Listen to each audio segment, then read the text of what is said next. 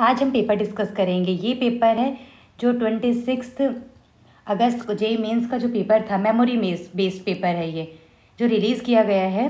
तो उसमें हम देखते हैं कि क्या क्या क्वेश्चंस आए थे, उस पर हम लोग उसमें डिस्कशन करते हैं कि मेनली ये होगा कि जो नेक्स्ट आने वाले पेपर्स होंगे वो इसी के सिमिलर पैटर्न पे हो सकते हैं। तो ये मेमोरी बेस्ड है, ट्राई करते हैं।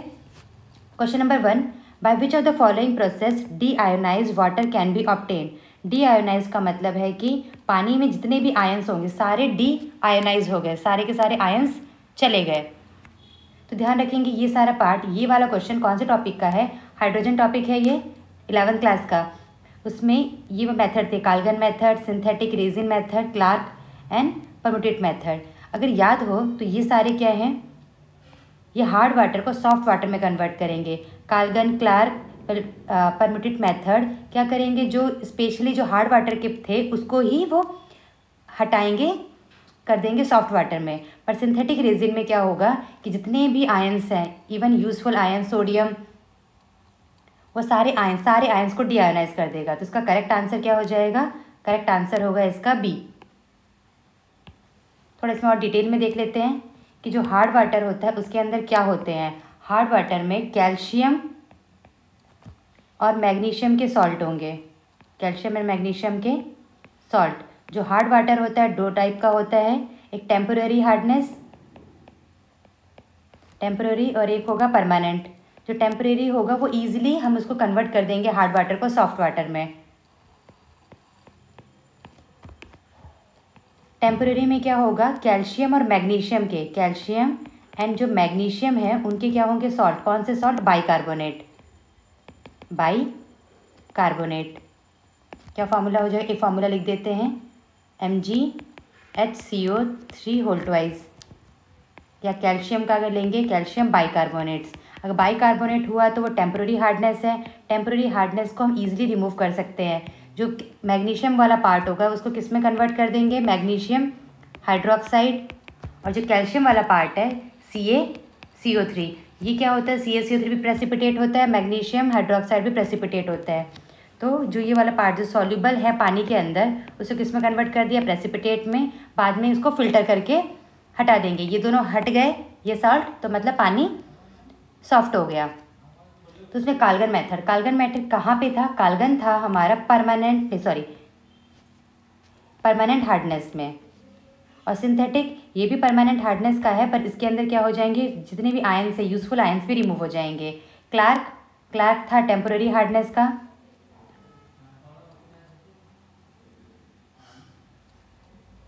और ये भी हमारा है परमानेंट हार्डनेस का। तो यानी हार्डनेस वाले टॉपिक को अच्छे से देखेंगे, उसमें यही था।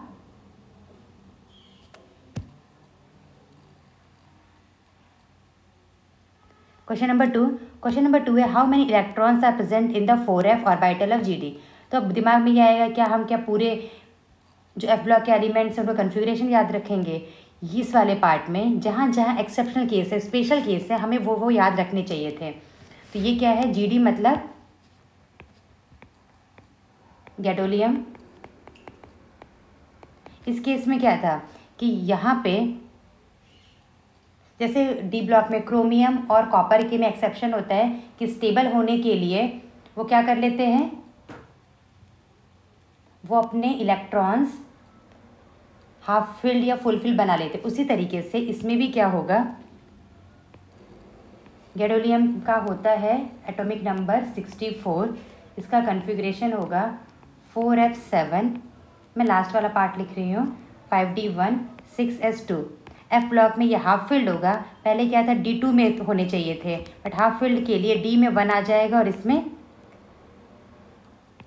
7 आएगा। और हमें क्या करना है, GD2+, और जितने की हमारे आउटर मोस्ट होंगे वो पहले रिमूव होंगे। तो पहले रिमूव कौन सा हो जाएगा, तो गैडोलियम है, उसका क्या हो जाएगा, पहले 1 करेंगे तो ये रिमूव हुआ 1, फिर उसके बाद रिमूव होगा 5 का, फिर होगा 4 का। जब हम रिमूव करते हैं तो रिमूव करने के लिए क्या होता है, जो आउटर मोस्ट वाला होता है पहले वो रिमूव होता है, 6 का रिमूव होगा, फिर ये। तो गैडोलियम 2+, इसका 2+ का कन्फिग्रेशन होगा हमारा 4f7 5d1। अगर गैडोलियम 3+ का लेंगे तो क्या होगा उसमें 4F7 5D0। तो यहाँ पे थोड़ा सा करेक्शन है, यहाँ पे क्या हो जाएगा 5D1 2+ का पूछा है। तो देखो हमें क्या क्या याद रखना है, जो भी जितने भी एक्सेप्शनल केसेस हैं, स्पेशल केस है, हमें उसको याद रखना है।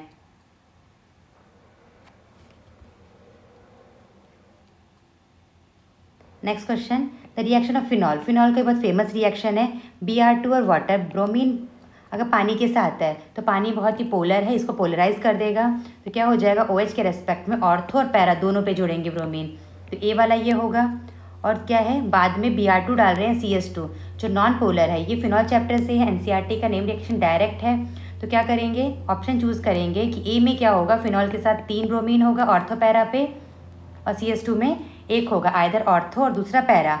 अगर ऑर्थो पैरा में से किसी एक को चूज़ करना है तो OH का होता है विड्रॉइंग, तो उसके केस में कौन सा ज़्यादा होगा, para will be more than ortho. Option A वाला तो नहीं है, और ऑप्शन देखते हैं। इस ऑप्शन में देखेंगे पहले केस में तीनों पे है, यहाँ पे ऑर्थो पे है, ये ऑप्शन हो सकता है। डी ऑप्शन देखा ऑर्थो पे है और पैरा पे है, दोनों में से एक चूज़ करना है, तो करेक्ट ऑप्शन क्या हो जाएगा हमारा, डी, पैरा वाला मेजर होगा। जब जब -I वाला होगा तो हमें पैरा वाला बनाएंगे। अगर यहाँ पे प्लस डोनेटिंग ग्रुप होता CH3 तो क्या बनाते, ऑर्थो।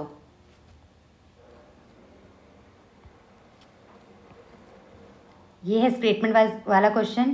फर्स्ट बोल रखा है इलिंगम डायग्राम इज यूज्ड, किस लिए वो यूज़ किया जा रहा है।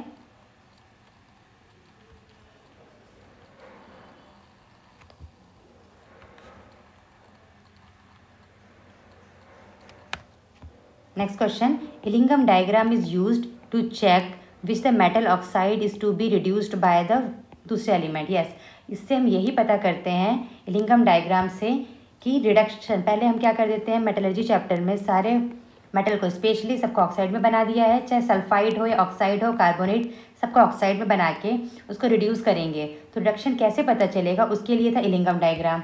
इलिंगम डायग्राम था डेल्टा G वर्सेस टेम्परेचर का।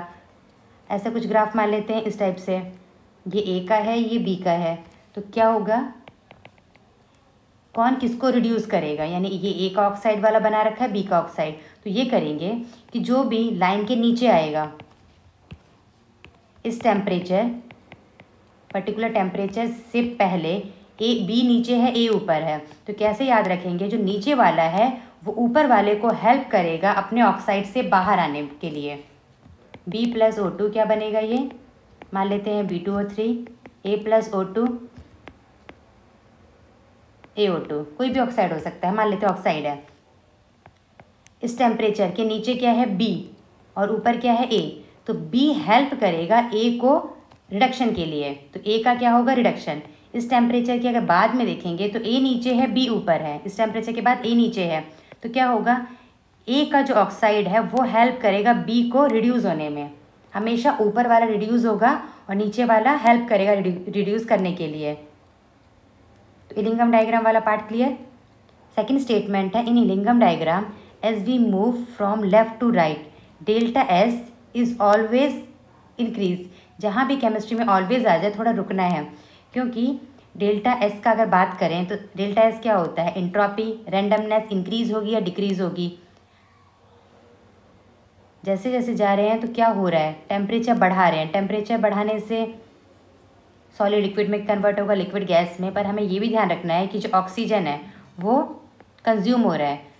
तो हम डायरेक्टली ऑलवेज वर्ड यूज़ नहीं कर सकते हैं। कई बार आपने देखा होगा कि ये ऊपर जा रहा है, किसी का ग्राफ नीचे, तो हमेशा एक पर्टिकुलर नहीं है, किसी का डेल्टा S पॉजिटिव है, किसी का डेल्टा S नेगेटिव है। इसीलिए पहला स्टेटमेंट तो करेक्ट होगा, दूसरा स्टेटमेंट होगा इनकरेक्ट। यहाँ पे रीड भी कर लेते हैं। जो इंथैल्पी बोल रखा है डेल्टा H, और एक मिनट, नॉर्मल ग्राफ अगर देखा जाए delta G = delta H - T delta S। Normally क्या मान लिया गया है, डेल्टा H टेम्परेचर पे इतना फ़र्क नहीं पड़ रहा, डेल्टा S और डेल्टा H का। ग्राफ में ये y एक्सिस है और ये है हमारा x एक्सिस, तो कैसा ग्राफ होगा, straight line, y = mx + c। ये होगा इंटरसेप्ट। जो स्लोप है वो क्या है, माइनस डेल्टा S, तो स्लोप क्या हो जाएगा, अगर इंट्रॉपी बढ़ रही है तो स्लोप क्या होगा, नेगेटिव। अगर इंट्रॉपी कम हो रही है, डिक्रीज, एंट्रोपी अगर डिक्रीज होगी तो उस केस में क्या होगा, नेगेटिव और नेगेटिव मिलके पॉजिटिव, तो ग्राफ आ जाना चाहिए ऊपर। तो किसी का ग्राफ ऊपर है, किसी का नीचे है, इसलिए ऑलवेज बट नहीं बोल सकते हैं। नेक्स्ट क्वेश्चन, ये भी स्टेटमेंट टाइप का है, ये एटॉमिक स्ट्रक्चर से है। Bohr model velocity of electron, किसी भी इलेक्ट्रॉन की वेलोसिटी इंक्रीज हो रही है with decrease the positive charge. Okay, ये वाला पार्ट है। Second, velocity decreases with the increase in the principal quantum number. Velocity की बात कर रहे हैं तो वेलोसिटी का इक्वेशन लिख लेते हैं, v is proportional to the z/n। z मतलब एटॉमिक नंबर और यहाँ पे है n इक्वल टू सेल। जैसे जैसे एटॉमिक नंबर इंक्रीज होगा वैसे ही न्यूक्लियस में पॉजिटिव चार्ज भी इंक्रीज हुआ। तो जैसे ही पॉजिटिव चार्ज इंक्रीज हुआ, जेड इंक्रीज, तो वेलोसिटी होनी चाहिए इंक्रीज। यहाँ पे क्या बोला है, velocity increases decrease in positive, तो ये वाला पार्ट हो गया गलत। सेकेंड, प्रिंसिपल क्वांटम नंबर का मतलब होता है n रिप्रेजेंट करता है सेल को, शेल होता है प्रिंसिपल क्वांटम नंबर। जैसे ये बढ़ेगा तो ऑब्वियसली वेलोसिटी की इन्वर्सली है, तो वेलोसिटी होगी कम। ये स्टेटमेंट सही, ऊपर वाला गलत।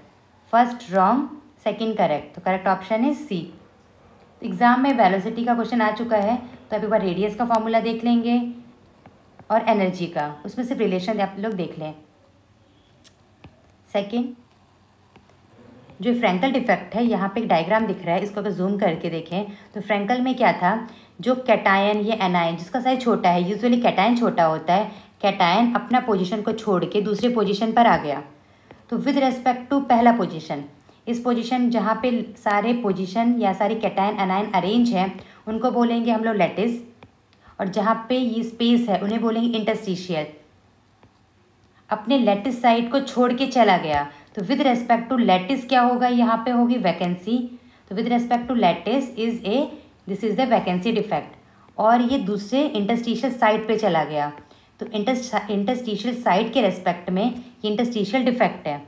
जो फ्रैंकल डिफेक्ट है इसमें ध्यान से देखें, एक जगह से उठ के दूसरी जगह पे जाना, यहाँ भी डिफेक्ट क्रिएट किया क्योंकि यहाँ से चला गया, जहाँ पे दूसरी जगह पे आया उसको भी थोड़ा गड़बड़ हुई, वहाँ भी डिफेक्ट है। अपनी पोजीशन को छोड़ के गया तो डीलोकलाइज हुआ, तो डीलोकलाइजेशन डिफेक्ट बोलेंगे इसको। तो क्या हो जाएगा, Frenkel defect is interstitial yes with respect to interstitial site as well as vacancy yes, अपनी पोजीशन को छोड़ के गया है, वहाँ के रेस्पेक्ट में वैकेंसी है। तो ये भी ठीक है, ये भी ठीक है, पहला स्टेटमेंट करेक्ट है। दूसरा, in Frenkel defect solid show colour because of F centre, नहीं, एफ सेंटर वाला क्या था, मेटल एक्सेस, ये स्टेटमेंट है गलत और पहला वाला सही है।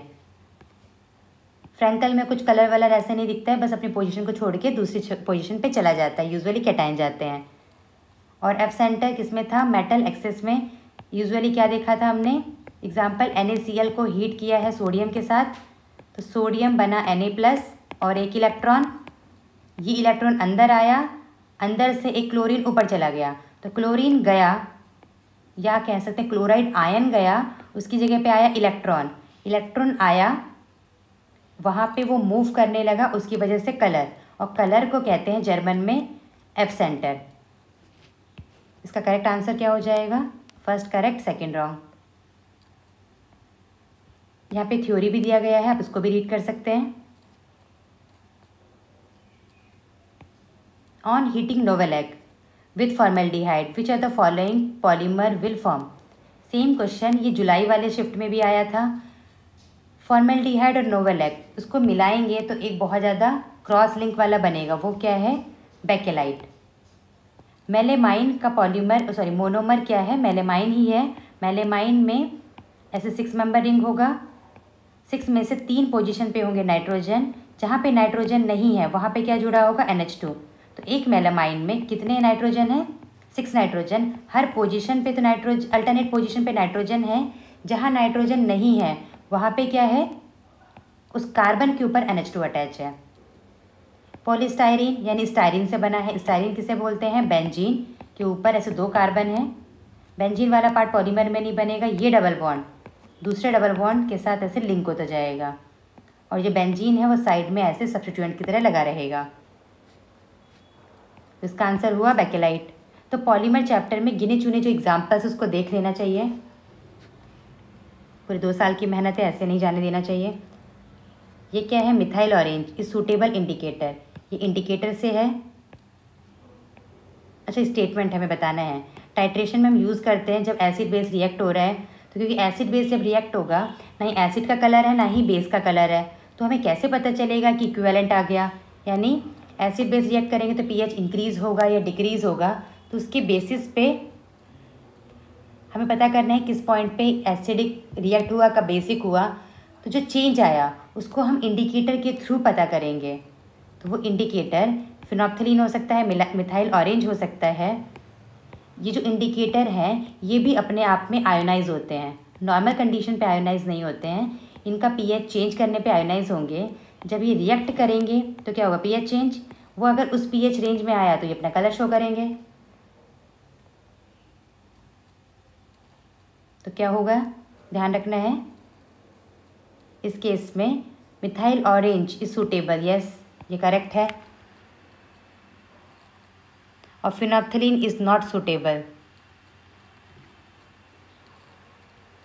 तो जो फिनोप्थिलीन है उसका जो कलर का चेंज होता है वो कलर चेंज कहाँ होता है फिनोप्थिलीन को, उसको PTH करके भी शो कर सकते हैं, PH ऐसे करके। जब pH इज़ ग्रेटर देन 7 तब इसका कलर चेंज होता है, तो उसका मतलब है कि ये उस समय अच्छा इंडिकेटर है।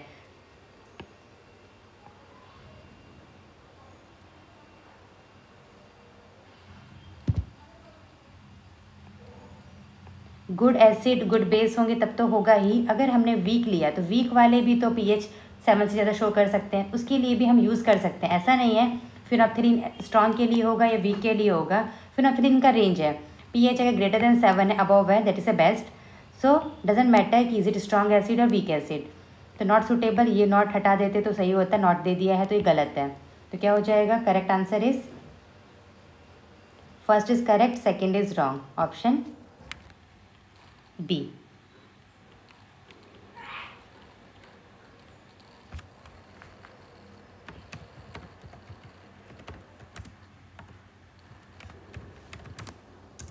यूनिवर्सल इंडिकेटर होता है, जो यूनिवर्सल इंडिकेटर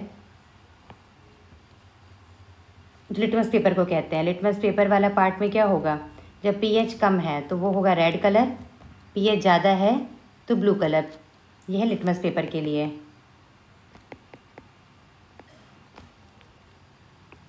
दूसरा डायग्राम, ये कलर को नहीं बता रहे, बस मैं डिस्टिंग्विश करने के लिए ड्रॉ कर रही हूँ।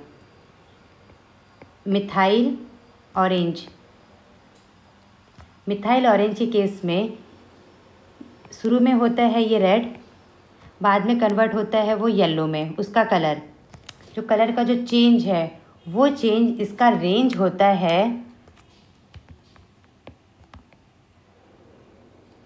3.2 अराउंड 4.4। ये क्या हो जाएगा, लाल से येलो कन्वर्ट हो जाएगा। pH का रेंज क्या है, 3.2 to 4.4। फिनोप्थिलीन,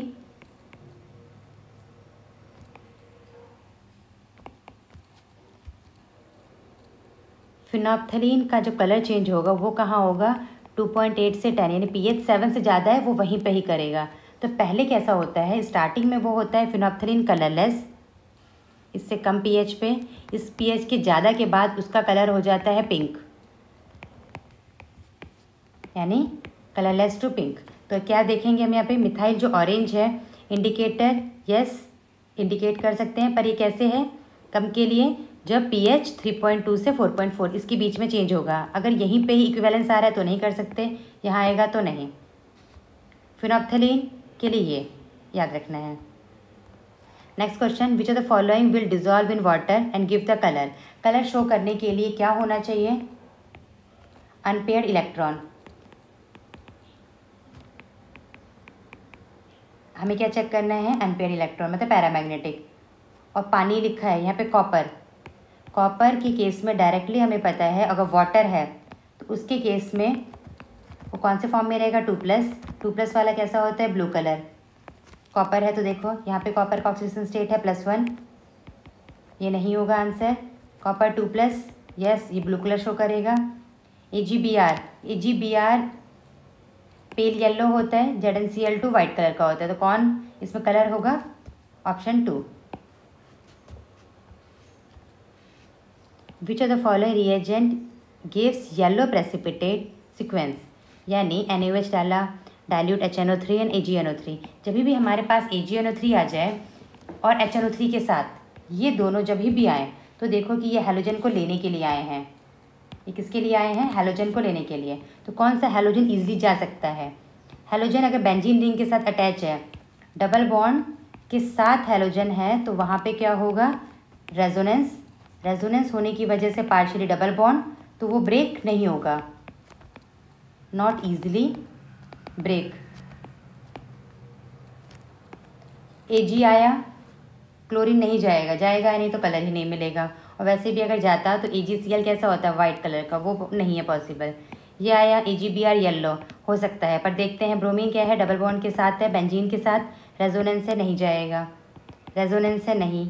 ये वाला पार्ट आई है, ईजिली जा सकता है, क्योंकि अल्काइल वाले पार्ट पे अगर है, अराइल पे है तो नहीं जाएगा। Option D is the correct answer. AgNO3 silver nitrate test, ये कैसा है? हैलाइड के लिए ही है। कहीं पे भी आ जाए किसी भी चैप्टर का क्वेश्चन, AgNO3 और HNO3 दोनों साथ में है, ये है कैरियस मेथड। किसके लिए यूज़ होगा? हैलोजन के लिए। देखना क्या है कि कौन सा हैलोजन ईजिली जा सकता है। ये कलर आगे के लिए यूज़ कर सकते हैं AgF। जो AgF होता है वो प्रेसिपिटेट नहीं बनाता है, ये सॉल्युबल है। AgCl प्रेसिपिटेट है, जो कि इसका वाइट कलर है। AgBr pale yellow, AgI dark yellow. Next question, inter halogen compound. Inter halogen का मतलब एक हैलोजन और दूसरा हैलोजन मिलके कंपाउंड बना रहे हैं।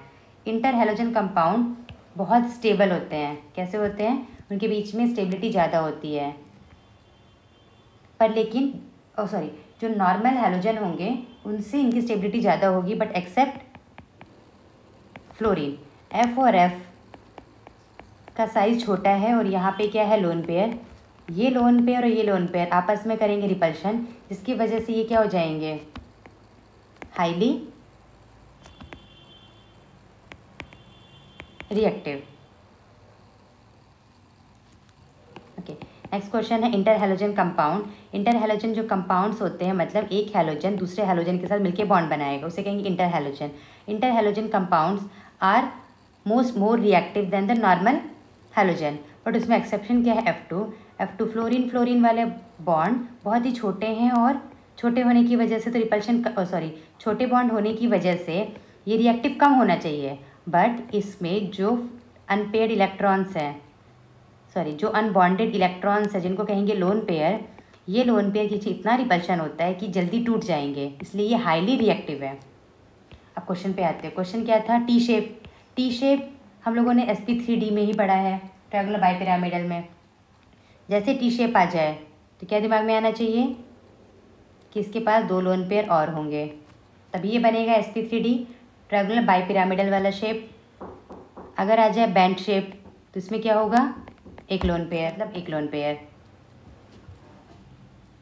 या अदरवाइज इसको प्रॉपर कंसेप्ट से भी कर सकते हैं कि हैलोजन है तो मान लेते हैं एक हैलोजन आयोडीन। आयोडीन के कितने वैलेंस इलेक्ट्रॉन होते हैं? 7। 1 2 3 4 5 6 7। 7 में से B है, मतलब B 3 है, तो 3 हैलोजन जुड़ गए, तो कितने लोन पेयर बचेंगे? 2। इसको डायरेक्टली भी कर सकते थे, इसको ऐसे भी कर सकते थे। Which of the following is among the violet colour, मतलब कौन सा वॉयलेट कलर का है? ऐसे देखते हैं, क्या याद आ रहा है? ये कौन से चैप्टर का है? ऑर्गेनिक का फर्स्ट चैप्टर जो 11th में है। यहाँ पे कलर है सबका। सल्फाइड के लिए स्पेशली होता है, जहाँ पे वॉयलेट कलर का बनता है, नाइट्रोप्रोसाइड। सल्फर के होने की वजह से ही इसका कलर क्या आता है? वॉयलेट। इसके साथ साथ वहाँ पे प्रूशियन ब्लू कलर भी है, वो भी देख सकते हैं।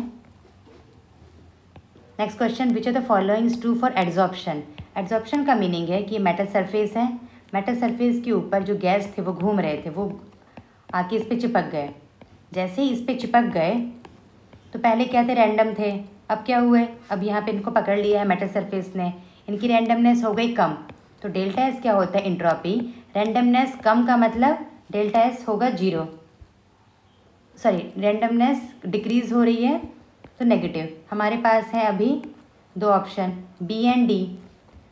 अब डेल्टा एच के लिए जैसे इनमें बॉन्ड बना है, जब जब बॉन्ड बनेगा एनर्जी रिलीज़ होगी, चाहे बॉन्ड स्ट्रांग हो वीक हो, बॉन्ड बनना का मतलब एनर्जी रिलीज। एड्जॉर्प्शन में फिजियोसॉर्प्शन में वीक बॉन्ड बनेगा, कीमोसॉर्प्शन में स्ट्रांग। कोई भी बने एनर्जी रिलीज होगी और रैंडमनेस कम होगी। गैस के पार्टिकल पहले अच्छे से मूव कर रहे थे, अब इसको पकड़ लिया है तो इसकी मूवमेंट को कम कर दिया है। यहाँ पे रीड कर लें, adsorption is exothermic process. In other word, delta H of adsorption is always negative. हमेशा एक्सोथर्मिक ही रहेगा एड्जॉर्प्शन के केस में। When gas it's adsorb, the freedom of movement of its molecule become restricted. जो free थे पहले, अब वो freedom क्या हो गई है, कम हो गई है, ख़त्म हो गई है। तो रैंडमनेस हो गई कम, तो एंट्रोपी भी क्या हो जाएगा, नेगेटिव। नेक्स्ट क्वेश्चन ये ऑर्गेनिक से है। Which of the following is correct sequential method to convert benzene को बनाना है 3 नाइट्रो बेंजोइक एसिड। ये है बेंजोइक एसिड, 3 पे नाइट्रो, यानी ये एक दूसरे के रेस्पेक्ट में मेटा पोजीशन पे है। यानी अगर ये पहले आया है तो ये कहाँ लगेगा, मेटा पे। अगर ये है तो मेटा। जब भी मेटा वाला आ जाए दिमाग में क्या आ जाना चाहिए, कौन सा ग्रुप लगेगा सबसे पहले, इलेक्ट्रॉन विड्रॉइंग ग्रुप। जो इलेक्ट्रॉन विड्रॉइंग ग्रुप होते हैं वो कैसे होते हैं, मेटा डायरेक्टिंग। मेटा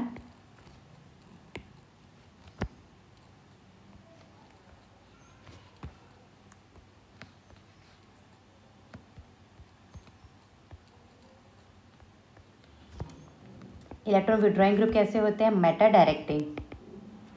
यहाँ पे है बेंजोइक एसिड। हमने डायरेक्ट बेंजोइक एसिड बनाना नहीं देखा है। क्या है यहाँ पे, पहले NO2 लगा सकते हैं, और NO2 क्या है, विड्रॉइंग।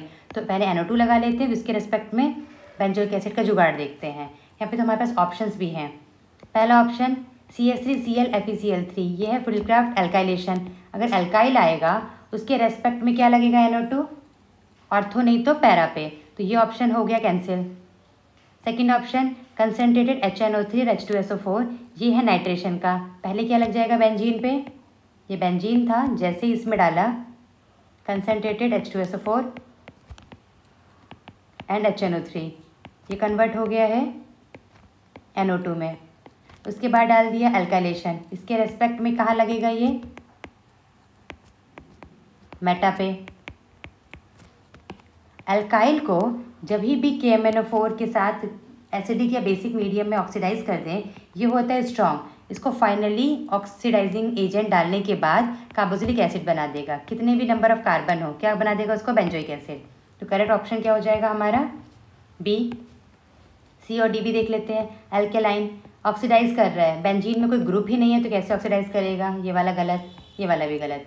तो ऑप्शन से ही हमें हिंट मिल रहा है। नहीं भी पता था तो धीरे धीरे समझ के करेंगे तो ये पेपर हो सकता है। बस कॉन्फिडेंस की कमी अगर होगी तो लगेगा कि ये भी नहीं आता, ये भी नहीं आता। बस be confident, you can easily solve it. Next question, which of the following statement are correct. यहाँ पे क्या है, CLF, ये भी इंटर हैलोजन कंपाउंड्स हैं। फर्स्ट है रिड्यूसिंग। जो हैलोजन होते हैं वो क्या होते हैं, वो जल्दी से नेगेटिव बनना चाहेंगे, खुद नेगेटिव बनेंगे, खुद रिड्यूस होंगे, दूसरे को क्या करेंगे, ऑक्सीडाइज। तो फ्लोरीन, क्लोरीन, ब्रोमीन, आयोडीन में से फ्लोरीन अच्छा ऑक्सीडाइजिंग एजेंट है, बहुत स्ट्रांग है, ये दूसरों को ऑक्सीडाइज करेगा, खुद रिड्यूस होगा। तो यहाँ पे लिख दिया F2 is better reducing agent. नहीं, किसी की हिम्मत ही नहीं है कि फ्लोरीन को जाके बोले कि तुम ऑक्सीडाइज हो जाओ, हम रिड्यूस होंगे, नहीं, not possible. Cl2 is more reactive then CLF। नहीं, इंटर हैलोजन कंपाउंड ज़्यादा रिएक्टिव होते हैं, अभी हमने पढ़ा था। उसमें एक एक्सेप्शन था F2। CLF और F2 में से F2 ज़्यादा रिएक्टिव है। Fluorine atom can expand it's octet. Fluorine की जो फ्लोरीन है वो सेकंड पीरियड का है। सेकंड पीरियड के पास एम्प्टी डी ऑर्बिटल नहीं होते, वो एक्सपेंड नहीं कर सकते। सेकंड पीरियड वाले कोई नहीं कर सकता, 3rd 4 5 सब एक्सपेंड कर सकते हैं, उनके पास वैकेंट ऑर्बिटल होते हैं।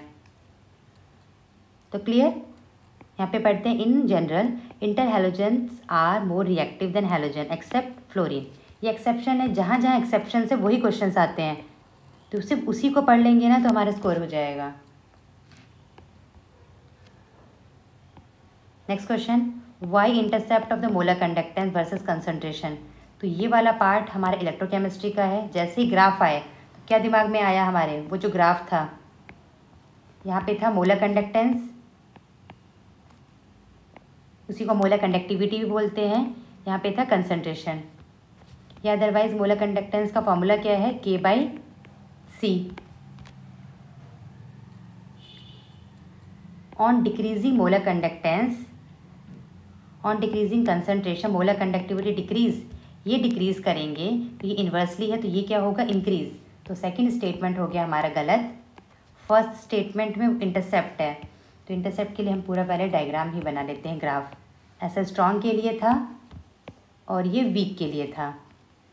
ये है स्ट्रॉन्ग, ये है वीक। जो स्ट्रॉन्ग है, इंटरसेप्ट का मतलब जहाँ पे वाई एक्सिस पे कट करे, ये यहाँ पे कट करेगा, और वीक तो इन्फिनिटी तक जा रहा है। तो Y intercept in the molar conductance versus concentration graph is always greater for strong electrolyte than weak. ना बाबा ना, स्ट्रॉन्ग यहीं पे कट कर रहा है, वीक का तो पता ही नहीं। तो ये स्टेटमेंट हो गया हमारा गलत। फर्स्ट सही है, सेकंड गलत है, नहीं सॉरी, फर्स्ट गलत है, सेकंड सही है। एग्जाम में भी यही होता है, हम निकालते सही है, लिखते वक्त गलत हो जाता है। एक मिनट। ओके, मैं दोनों को क्रॉस मारा है ना, तो दोनों ही गलत हुए, तो करेक्ट आंसर ऑप्शन क्या होगा, डी। ये रहा ग्राफ, जहाँ पे कट करेंगे उसको बोलेंगे infinite dilution, limiting conductance. Which of the following represent the correct formula of the hydroxy apatite. ये वाला जो पार्ट है, अगर इसको थोड़ा दिमाग से भी करते, क्या दे रखा है इसमें, हाइड्रोक्सी। हाइड्रोक्सी का मतलब कंपाउंड में क्या होना चाहिए, OH। एक ही ऑप्शन में OH है, डायरेक्ट हो गया।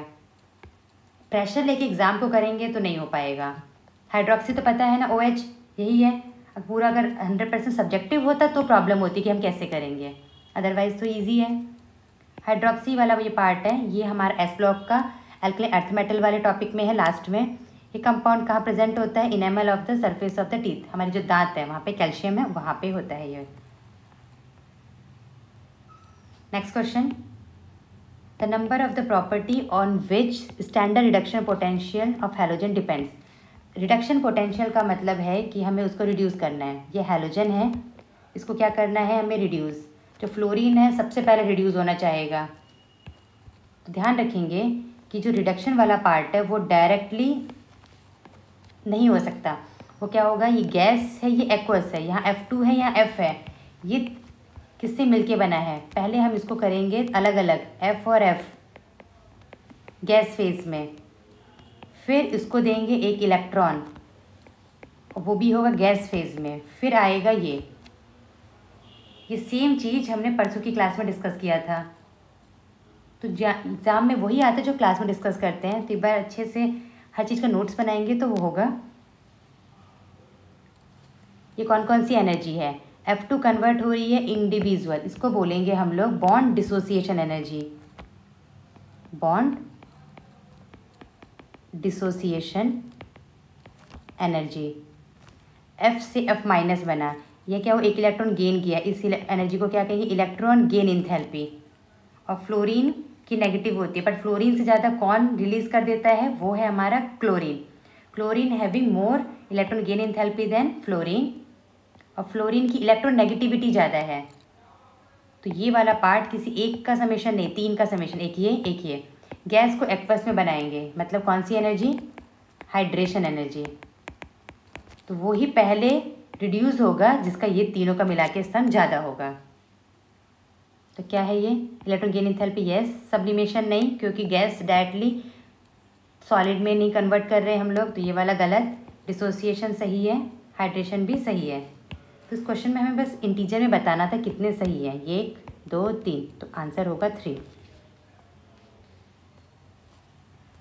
Number of compound which have the greater freezing point than 0.1 m ethanol. Freezing point की बात कर रहे हैं, किसका फ्रीजिंग पॉइंट ज़्यादा होगा। ऑप्शंस क्या क्या है हमारे पास, Na2, ये सारे मतलब आयंस है।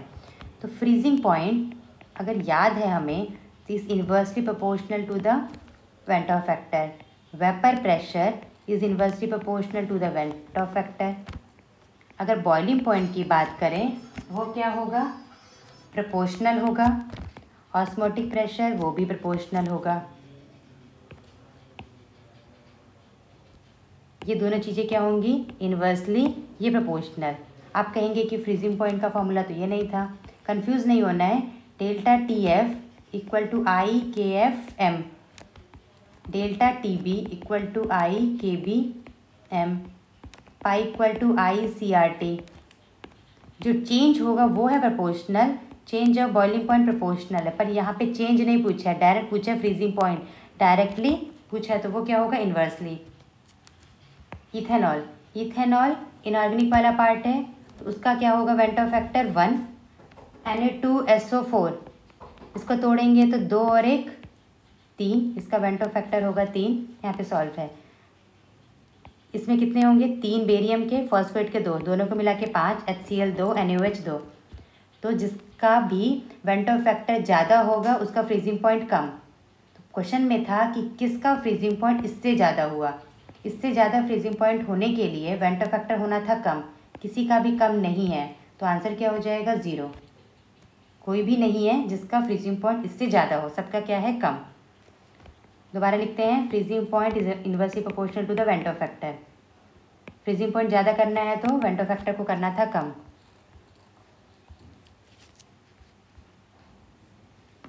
Thank you. ये सारा अच्छे से एक बार दोबारा देखेंगे। नेक्स्ट क्लास में हम लोग इसका सेकेंड शिफ्ट का पेपर देखते हैं। All the best.